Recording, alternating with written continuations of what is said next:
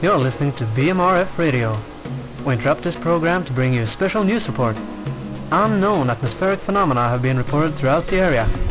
Meteorologists have been unable to identify the source of the strange electrical displays, but we will keep you informed of any developments. We're returning now to our regular programming.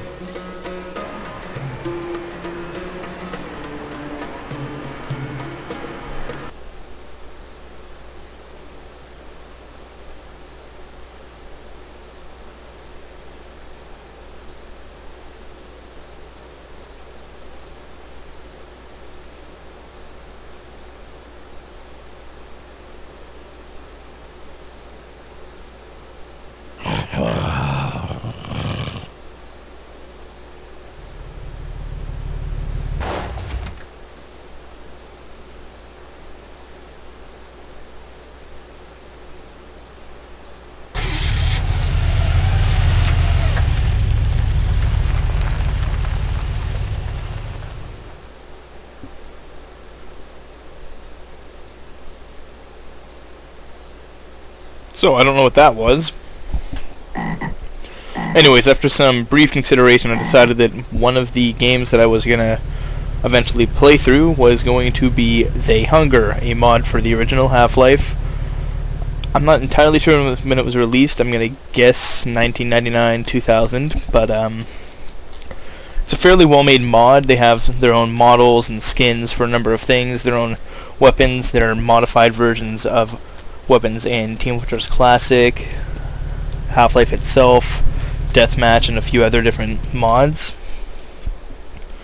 Basic plot of this game is the dead are rising and you're caught in the middle of it. I believe your character is supposed to be a writer who's going out to the wilds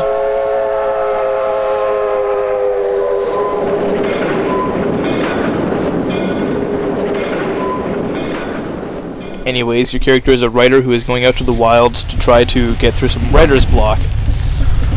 You hear a strange report on the radio, and as it starts to storm, you drive along, and everything starts to go wrong.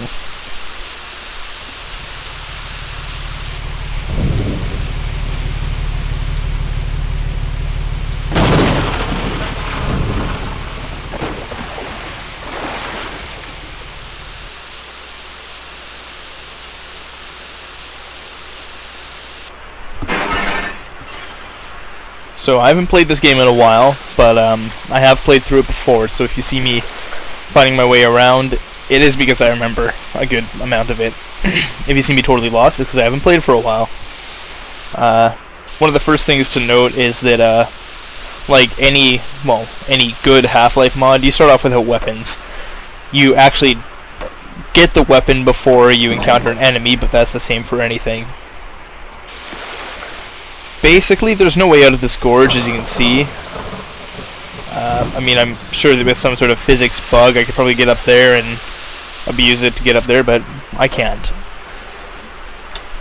Okay, so the idea of this mod is supposed to be kind of scary, but mostly the director is just going for fun. But as a result, you get sort of this dark atmosphere that carries on through most of the game.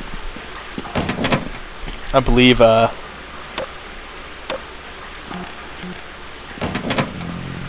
there we go. There are triggers around that play sounds in the background that kind of help build the atmosphere. Basically, after swimming through a pipe, we are now in a catacombs of some form. It's a graveyard. You can see skeletons like right there. But as we get through, you'll notice that there are cracks in a number of these, and it's basically saying that either somebody's been trying to get in or out. I'm not sure where it is. Another one with cracks. But, in one of these...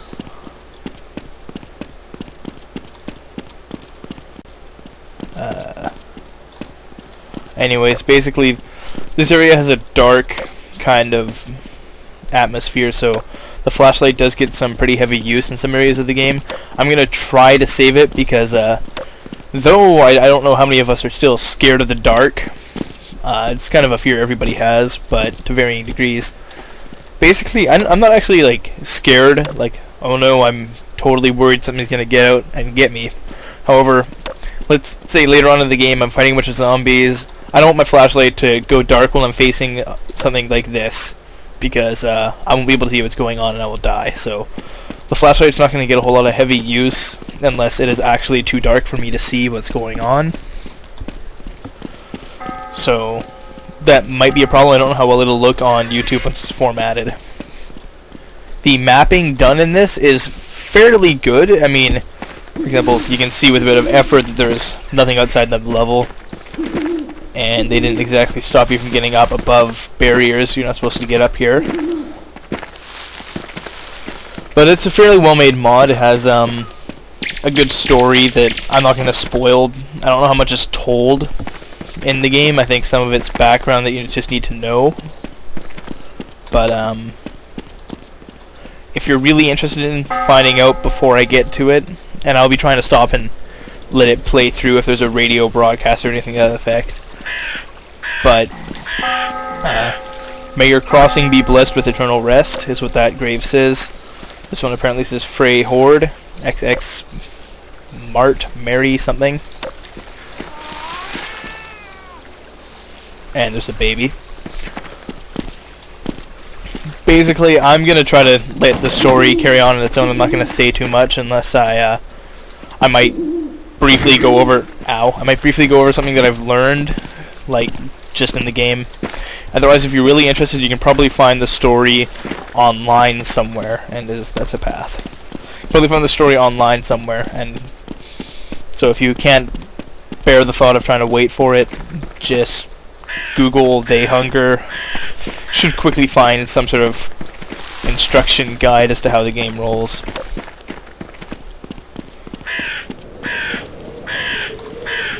I could probably get over there, but I'm not going to.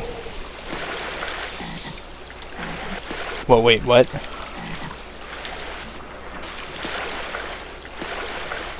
Huh. Huh. Okay, anyways.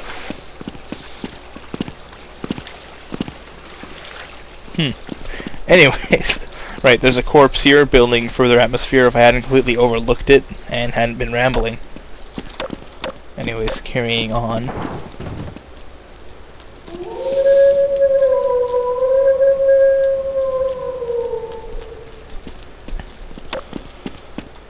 So I don't know what kind of church this is, but I'm kind of nervous. You can hear the radio inside and someone's ringing the church bell.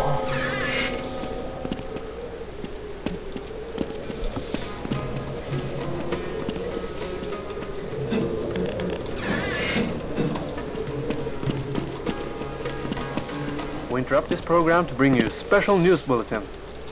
Several reports of strange happenings in the local countryside have been received here at the radio station. Sheriff Chester Rockwood insists that such reports are just hearsay and rumors, likely spread out by his rivals in an attempt to undermine his positions in the upcoming elections. Rumors or not, some of these reports are very disturbing, and until they can be dismissed, we are advising people to be cautious and stay indoors. We now return you to our previous broadcast.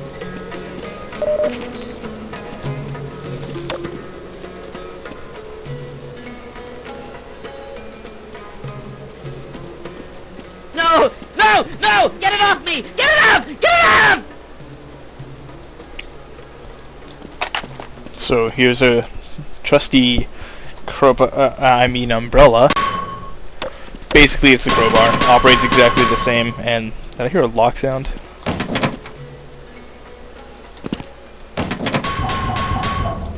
Well, now I want to know what's past there.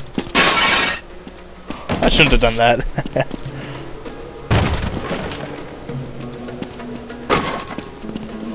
Okay.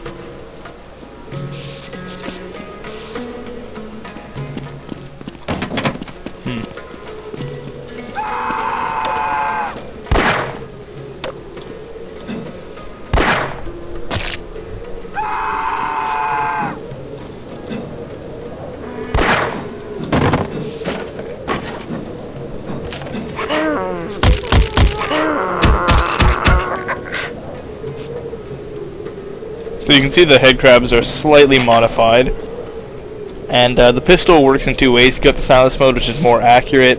I'm not going to waste any ammo right now, but you got the silence mode, which is more accurate. Fires just like the regular Glock from Half-Life 1. Take off the silencer, and it fires the same as the alt fire, you know, fast, inaccurate. I don't see the point, so I'm just going to keep it with the silencer on. Ring the bell. Got some pretty brilliant Half-Life coding, the thing swinging back and forth. Hey, I'd like to see you design it in Hammer.